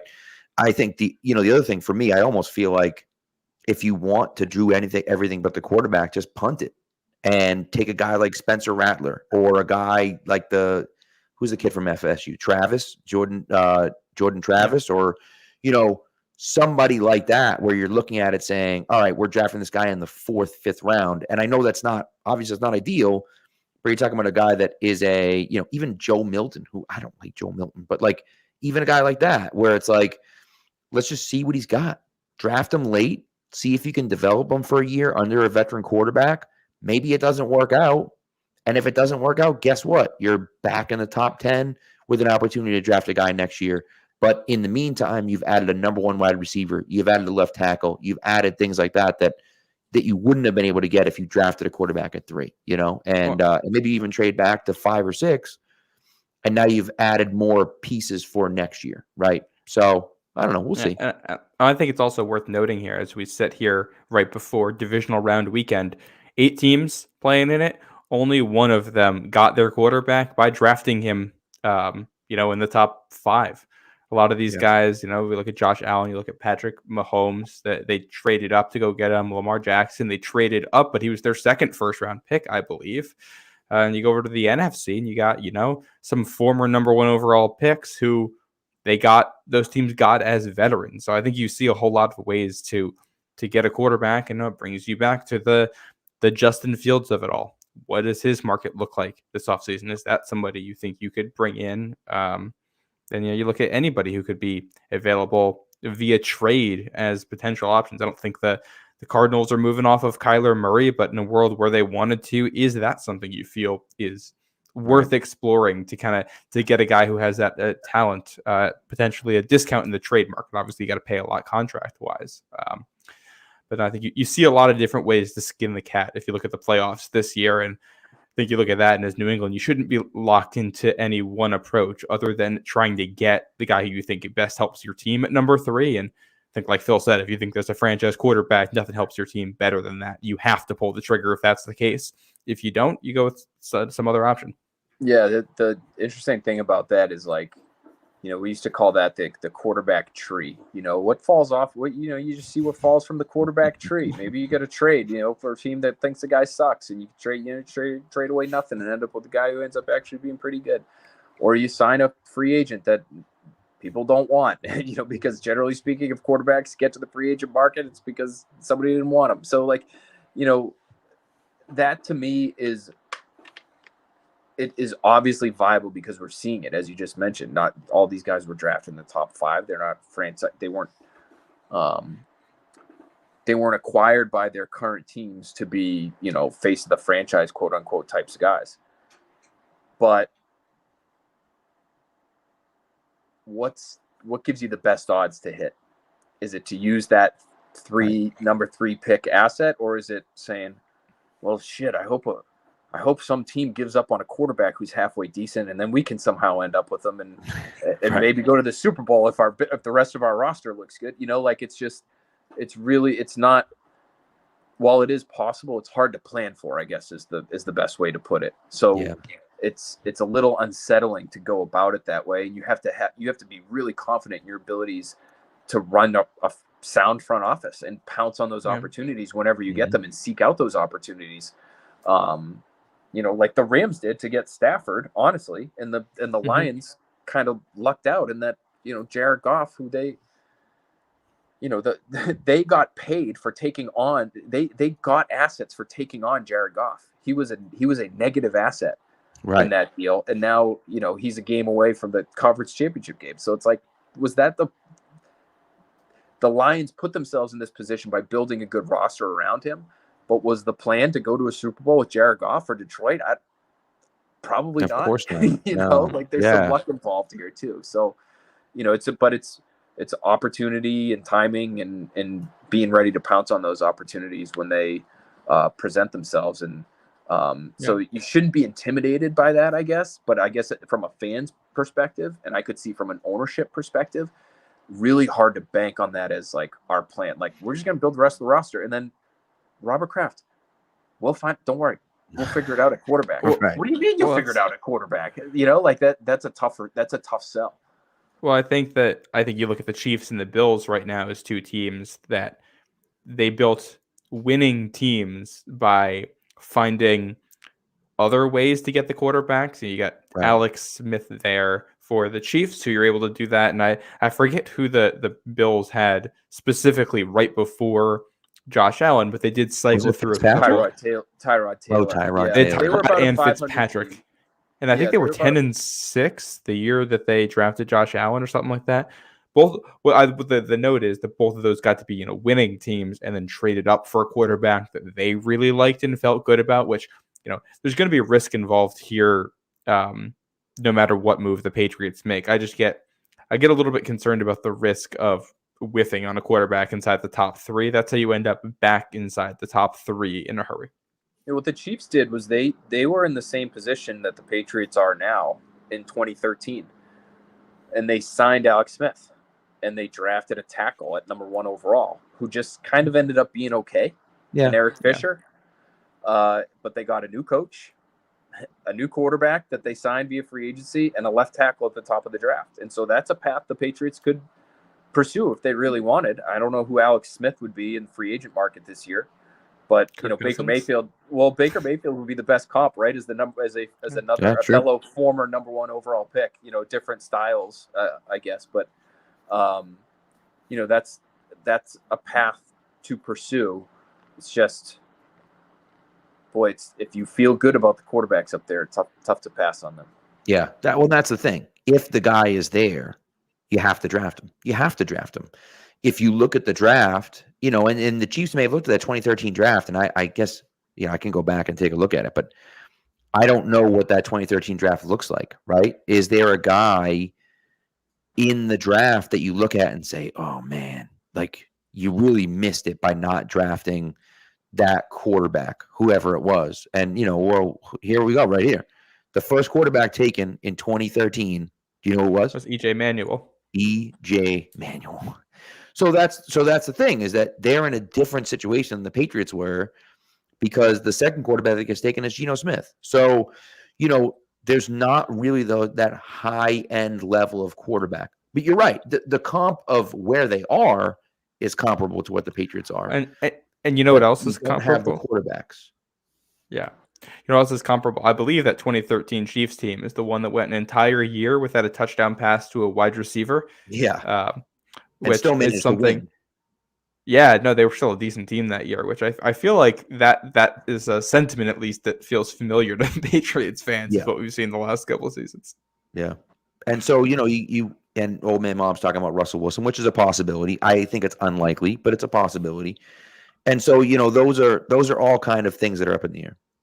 But it is going to be, that's what makes this offseason so fascinating. And that's what makes really this time of year, which, was always kind of like ho-hum. Like, I love the draft. I pay attention to the draft. I know, Phil, you feel the same way. Like, I'm all in on the draft. I love it. I sit down, I'm breaking down film, and I'm looking at guys, and I'm highlights and this and that, and I'm reading articles, and I'm doing, 15 mock drafts a day on, you know what I mean? But for the Patriots, it was always like, okay, they'll draft someone at the end of the first round and whatever. And I want the guy to be good, but now it's like they got the number 3 pick, and they have $100 million in cap space, and they need a quarterback, a wide receiver, and a tackle. Like, holy crap, they have a ton of work to do. And so this is really interesting and exciting.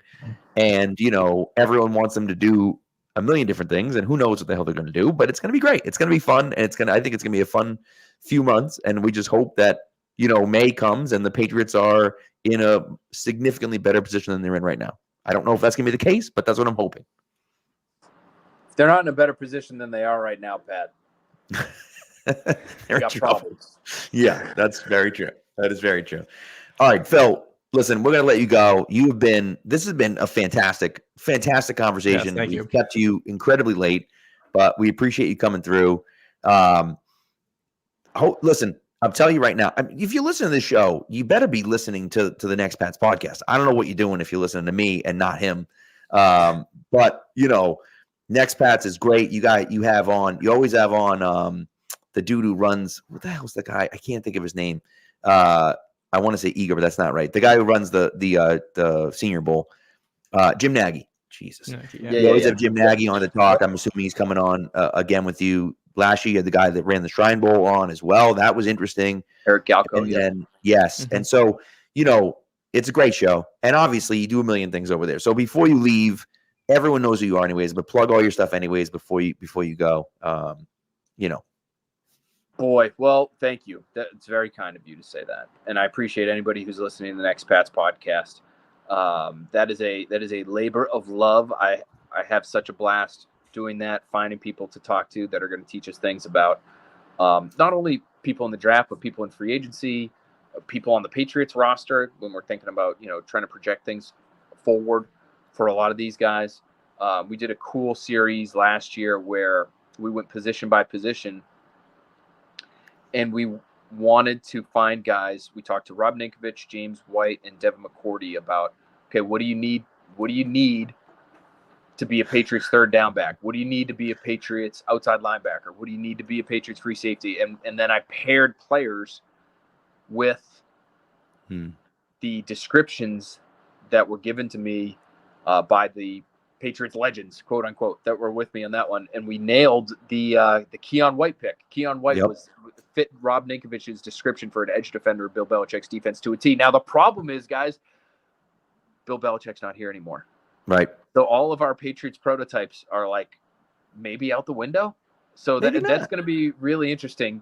I'm wondering if the way to approach it this year, we do our prototypical Patriot series before the draft every year, is to try to keep it consistent and just see, because there's Belichick guys in the front office. There's a Belichick guy who's the head coach.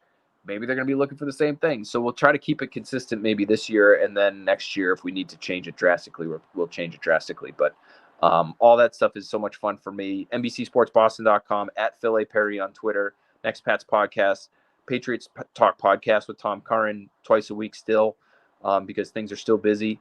We're going to the Super Bowl for the week. So early edition will be out there. Boston Sports Tonight will be out there for that as well. And I'll be on Zolak and Bertrand tomorrow from 12 to 1 for my normal Friday hit. And yeah, love it. We got a lot to do. There's a lot going on. So I appreciate you letting me, I don't know, tell the people where they need to go to be as annoyed as humanly possible. I love it. I love it, man. And I'll tell you what, you've gotten a lot of hate over the last, few weeks or whatever. And I'm like, people hate on Phil. I'm like, what the heck? People hate on Phil Perry? Like, come on. But I'm like, he must be doing something right, because people are pissed. You know what I mean? And it's just it rubs off on everyone, unfortunately, this time of year, especially when you're that bad. And it was cool seeing you in Pittsburgh on the field. Just a wild coincidence when I had the pregame passes and you just happened to be there. That was fun. Hanging out before the game. What a night. I love Pittsburgh. That's my favorite setting for away games. For football. It was so cool. And winning that game was great, but now it's funny because if we had lost that game, we'd be drafted number 2 instead of number 3. So, it's just, what are you going to do? Yeah. Wait, Phil, have you been to a baseball game there in Pittsburgh? I have not. The stadium looks awesome, but I have never been. I highly recommend. Yeah. Okay. We did a tour the next day. It was incredible. Obviously, phenomenal no game, view. It was awesome. Yeah, phenomenal view, not that expensive. The quality of the baseball may not always be the highest, but But I think those people they love their sports, and everything's downtown, and you can walk from your hotel usually, and be right there. It's great. Love it. It was great. Well, thanks, Phil. We appreciate it, man. And we'll talk to you again soon. Hey, listen, anytime you want to come back on, you let me know. There's always a spot here for you if you want to come back on. Always a good time chatting with you guys. Thanks so much for having me. We'll talk soon for sure. All right, man. Take care. All right, bye. All right. Whew, man, what a flipping interview. That guy is the best. Just the best.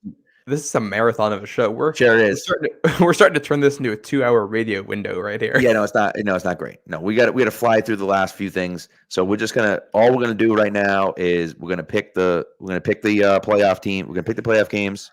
There's only 4 of them. I'll tell you the results of what we did last week as well. We're not doing. There's no competition or anything like that here. We're just picking them. That's all. And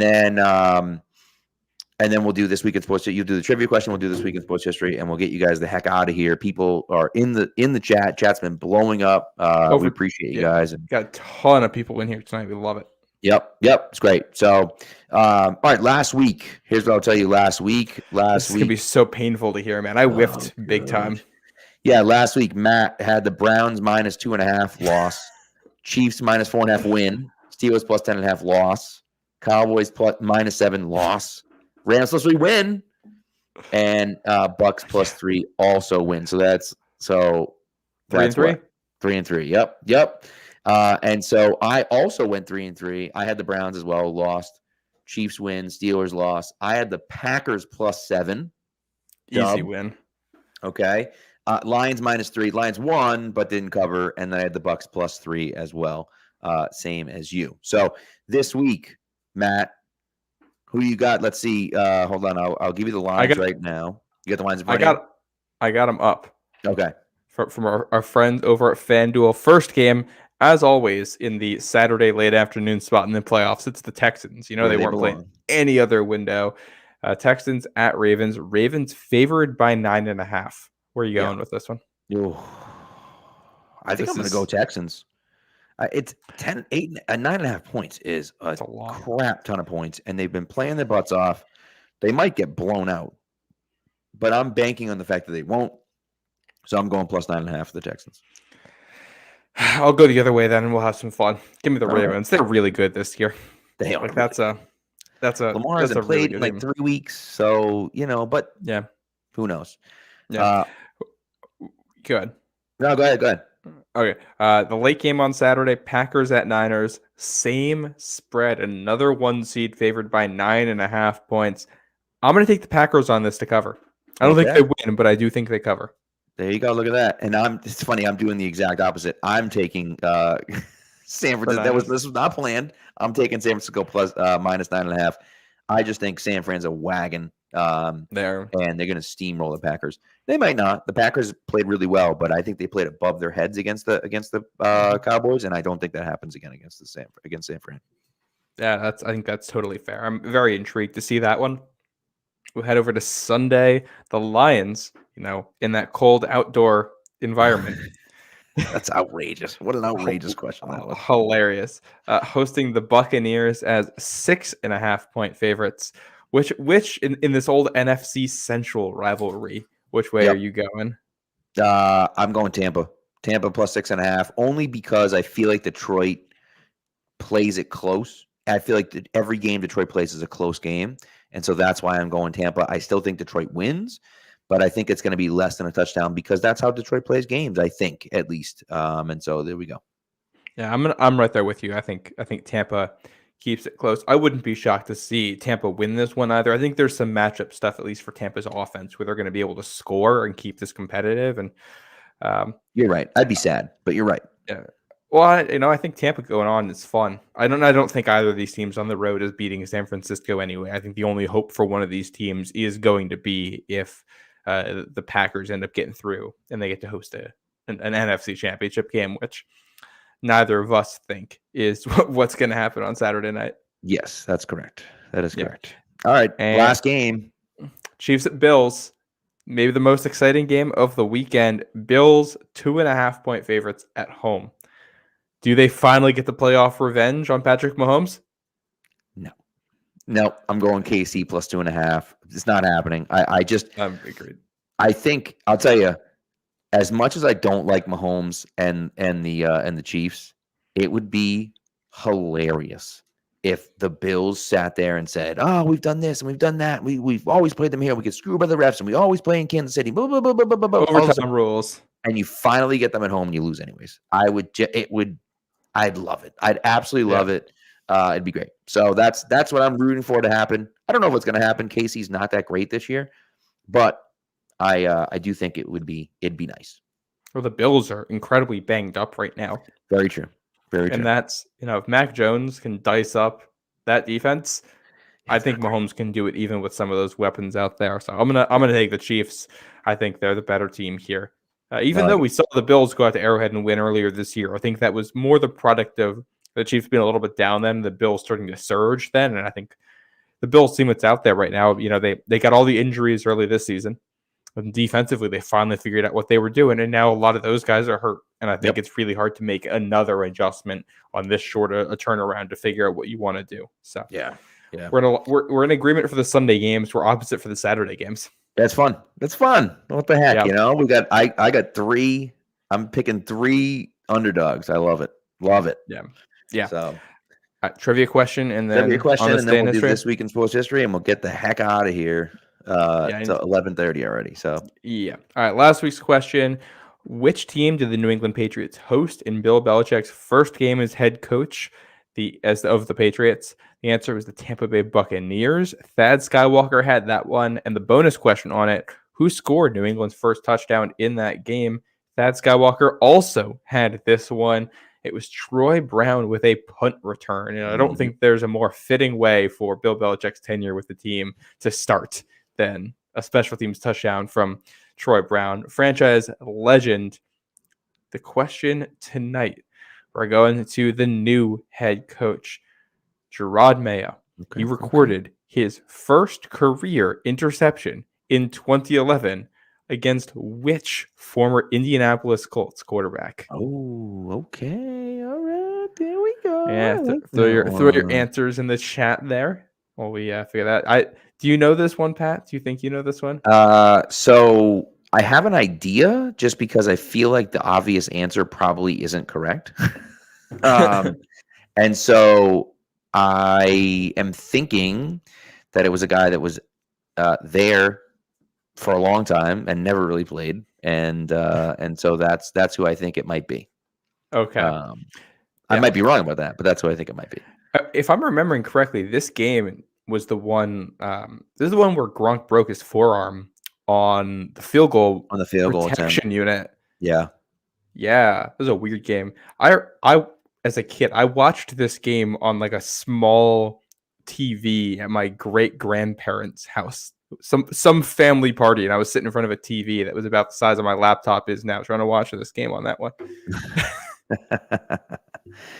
Yeah, that was a tough game. I remember I was at this game, as I am at all these games, but I went with my uncles and we went to a tailgate before, and I remember they were excited to come and see Peyton Manning, and Manning I think was hurt or something or whatever. And so I don't remember. I'm looking it up now, but I don't remember. Oh, someone did get it. We do have a correct answer in the chat. Yeah. So I didn't remember it was him that started, but he had a heck of a game. Whew. Yeah, that was a close game. Yeah. Relatively speaking, that 2011 Patriots defense. DJ's guess was my guess, which was incorrect, but that's okay. Yeah. So we'll announce the correct answer on our show next week. Yes. Yes. So, all right. Here we go. This week in sports history, and then we are out of here. And now for something we think you'll really like. This week in sports history. All right. Okay, you want to go first? Or you want me to go first? I'll take it. All right. I got a great one on my page today calendar here. We got a Bruins one on my page today calendar. Okay. Yeah. On this day, January 18th, 1964, the Bruins stun the Maple Leafs 11-0 at Maple Leaf Gardens. Boston enters the fray with a 9-24-8 record. The Leafs were at 21-13-6. Bruins scored 6 times on 7 shots in the first period against goalie Don Simmons, who played the entire game. Tough game. Gary Dornhofer kicked off the fray with a goal 53 seconds in. Andy Hebenton and Dean Prentice each scored 3 goals. Murray Oliver scored twice. Dornhofer, Johnny Busic, and Jean-Guy Gendron each had a goal. Golly. That's 11-0. That's just rough, dude. It's a rough night. That's a burn the tape one. That's a burn the tape game for sure. Yeah, I know. All right. Mine is also from today, January 18th, 1951. Very relevant for one of the current playoff teams, because on January 18th, 1951, the NFL ruled tackles, guards, and centers ineligible for a forward pass. Had that not happened, the Detroit Lions would have been number 2 seed instead of the number 3 seed. But imagine a game in which all the players in the field were eligible to receive a forward pass. Incredible. You imagine? That'd be awesome. Just absolute chaos with like snapping it and then just everyone running. That'd be outrageous. Imagine like a 10-man route. You know what? I'm a little surprised we haven't seen happen. And we saw, an attempt at this last year, which didn't really, work out with the Cowboys having Zeke snap it. we really have not seen a lot of tries of when a team needs a lateral play. You go out there with a quarterback, or not even necessarily a quarterback. You just go out there with your 11 best athletes, 11 fastest guys. Yeah. Yeah, and try to throw the ball around and make something happen. Right, because you're going to get rid offense, of it instantly. Yeah, and obviously the issue with that last year was that the Cowboys got rid of it instantly by throwing a quick slant, and the defense knew they had to get rid of it fast and just sat all over it. So right. That's probably part of it. I think I wonder, too, if you're trying to do that, and let's say it's the Patriots, bring a guy like Joe Cardona out there for the snaps, somebody who's a little more athletic than your center, but who has blocking experience and can get down the field and also can snap the football. Not a terrible idea. Not a terrible idea. Something we should look into. So, yeah. Well, we know, but maybe we'll pass that information along to those that actually could do something about it. Or scream into the void until someone hears us. We could do that too. So, all right. Well, so far, yes, that's true. That is true. Speaking of working so far, Matt St. Jean with a mega viral tweet. Couldn't finish the show without mentioning this. Just an absolutely incredible tweet. We are at just so we're all on the same page, just so everyone understands here. Right now, we are at 1.8 million views, 14,000 likes, 745 reposts, 34 quotes. And Matt's iconic tweet is a quote tweet of Bill Belichick's second interview. And it says, the Falcons blowing a 2-interview lead on hiring Bill Belichick if he goes elsewhere would be truly hysterical. And just the subtlety of the comedy. Fantastic. Just hits the sweet spot. Not too over the top, not too ridiculous, but absolutely amazing. Just found the algorithm and people went nuts on it, and you love to see it. You love to see it. When I came up with 2-interview lead, when that popped into my head, I thought I had something. I didn't think it was going to catch on like this. But right. And it does, at this point, appear like the Falcons are going to finish off the job there. Yes, it does. It sure doesn't seem like anybody else is in this conversation right now, unless we're waiting to see what happens this weekend with other teams. But Cowboys sticking with Mike McCarthy. Stupid. We haven't heard anything on Nick Sirianni in Philly. Sounds like he's coming back, is what it sounds like. Yeah. So, I think we're going to see Bill in Atlanta, which I do think is fun. Yeah. Maybe at the very least, it's fun, right? Maybe they go after Kirk Cousins and they bring out Josh McDaniels and. Side note, I will say I want to add a couple other quarterback things before we go. Type a couple loose ends here. One, I was having a conversation with Taylor Kyles on Twitter last night, and we were both coming to the same conclusion that hypothetically, if the Patriots were to bring Josh McDaniels back, we actually liked the fit with Drake May a lot. Some of the things he is capable of doing and did, Makes sense. The fact that May is a big and mobile quarterback, and you can do some of the Cam Newton stuff from 2020, some of the run game stuff. Right. He's a guy who's a good enough runner to utilize that, which I thought was interesting. And the other thing, we talk about, bringing one of these guys from LA, the Rams, in. It's like Zach Robinson as your offensive coordinator. You want to take a shot at a quarterback, but you don't love somebody in the first round, and you want somebody who can just sit back there and execute an offense and throw the ball where it's supposed to be on time. Bo Nix in the second round isn't something I hate. I don't love him as a prospect. He's pretty good under pressure. Can make all the throws. He's a good enough athlete. He can run. He's got really bad tape at Auburn. He's been a not very smart player for a lot of his college career, but he seems to have been coached up really well at Oregon. And if you have a guy who can do that, and he's a guy who can do the short throws and you can bootleg and do all the fancy stuff they like to do in those Ram style offenses. I don't think he's a guy you win a Super Bowl with, but I do think he's a guy you can win football games with if things go right for you. And maybe that gets you going in the right direction. Maybe he isn't your Patrick Mahomes, but he could be your Alex Smith level guy. And that's somebody. Dane Brugler had the Patriots going Marvin Harrison Jr., Bo Nix in his last draft, and doesn't thrill me. Really, none of the quarterbacks outside the top two thrill me, but it makes some sense, and I can get behind it as a short-term option and a relatively low risk in the second round. True. Yeah. And look, I don't necessarily hate it. I just feel like if you're, there are right now, if you listen to people that know what they're talking about, there's an argument between tackles 3 and 10 as to who the best one is. And Yeah. you got to assume one or two of those guys are going to be available at 34. You know what I mean? And I don't know if any of those guys are going to be available in the open market. And so, I almost feel like if I'm going to take a shot in the dark at a quarterback, I'd rather do it with a veteran than Bo Nix. And maybe Bo Nix turns out to be really good and proves me wrong, but that's kind of how I feel about it, And I think, realistically, you're only going to get 2 shots here at the top of the draft where you feel really good about the picks.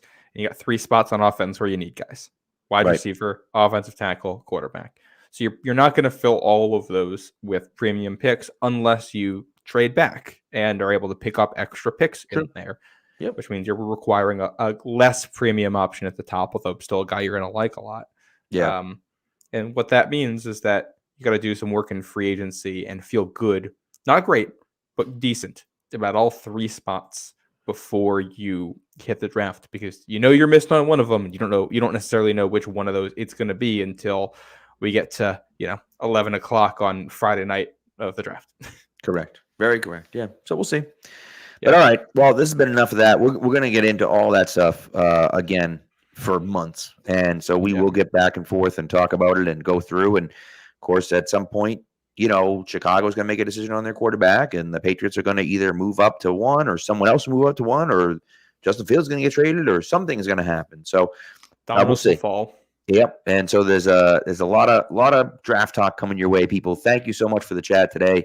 You guys were blowing up. We had like 250 people live at one point with conversation going on in the chat. We see all your comments. We can't get to all of them, but we see them all. We appreciate you guys. We love you guys, and thanks for coming through. There was a question in there about whether or not I went to Michigan. By the way, I did not. I'm just a Michigan fan. That's correct. Yes. Yeah, that's correct. That's not why I like McCarthy. I believe, say on this podcast at one point that I was not a fan of his, and I didn't really come back around on McCarthy until the Alabama game. That's when I started to come back around and see some of the upside. It's a good point. Also, Dilly C. Dilly here. Xavier Leggett. Is it Leggett? Leggett. That's what I thought. There's so many good wide receivers in the draft. So many. Oh, yeah. That's why I almost feel like if you're at 3 and you take a quarterback at 3, you can get a guy that could turn into a number 1 wide receiver, or at least a high-end wide receiver 2 at the top of the second round. You remember that T. Higgins went in the top of the second round when they drafted Joe Burrow. And so, you look at that and think, well, you could do the same thing here. You could draft Jaden Daniels or whomever it is you trade up for, or whoever you draft. You get that guy at the top of the second round, and that could solve that problem. Yeah, I will say I really like Xavier Leggett's tape. His tape against Georgia, in particular, there's some good stuff. There's not a lot of guys as big as he is who have some of the movement skills that he has. My only concern with him is that he has been at South Carolina for 4 years, and he was basically a backup for his first 3 seasons before doing this, and a lot of his games being bigger and stronger than the guys around him. And I'm going to have some questions there as to why it took him until year 4 to get to where he is. He's a guy I think I'd like in the 3rd round. I'm not sure I'd like him in the 2nd. I think I'd like the value on some other guys there. And that's the thing. His tape's a fun watch, regardless of if you're looking at him. Like, just go watch a highlight reel of Xavier Leggett, and you're gonna have a good time. Yeah. So we'll see, and we'll, and like I say, we're gonna break down all these guys, and we're gonna go back and forth. And I think what we should do is kind of devote shows to positions and whatever. We're gonna get into a whole bunch of stuff. Don't worry. So anyways, that's what we got. Thank you so much. We appreciate it. We're approaching 2 hours here. We still got people in here, and we appreciate you guys. Love you guys. You guys are amazing. We'll talk to you. I think we'll talk to you Sunday night after. Go after the Bills Chiefs, right? Because that's at 6 o'clock, 6:30 game. 6 o'clock. Yes, good point. So we'll go after Bills Chiefs and do a quick wrap up of that, and kind of go from there. And you never know, something else might happen this weekend. So anyways, guys, thank you so much. We appreciate you, and we'll talk to you Sunday night.